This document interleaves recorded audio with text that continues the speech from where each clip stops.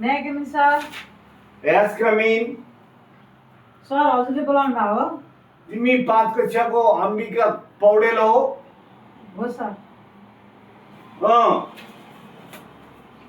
मेरो राजा, तिमी समुद्रको तारा हौ, मेरो प्यारा हौ, म आकाशको माछा चाहिँ तडपिरहेछु। आई लभ यू, तिम्री रानी अम्बिका। तिमीले लेखेको हो? होइन सर। 5 कक्षाको तिम्रो थर्ड भाइ उपेन्द्र त्रिपाठीले कम्प्लेन गरेछ, तिमीले नै लेख्या होला। होइन सर, अरू कसैले हुन सक्छ, मैले होइन। ल तिम्रो नेपाली कापी लिएर आऊ त, म ह्यान्डराइटिङ चेक गर्छु। निश्चय सर।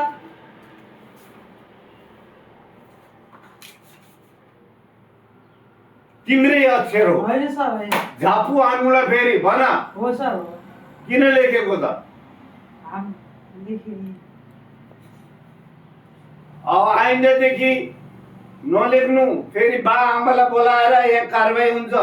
हाम्रो बाबामा पनि 8 कक्षा पढ्दाखेरि लन्डन गएर बिहा गर्नुभयो हो। 8 कक्षामै?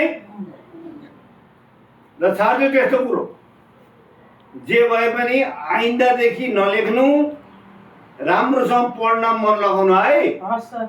ल यु क्यान गो नाउ। हस् सर, म जान्छु। हस् सर। आफूले त 10 कक्षामा लेखे जस्तो लाग्छ पहिलो लभ लेटर, अहिले त 5 कक्षामा लेख्न थाले। क्रान्ति त यतातिर नि भएछ कि क्या हो?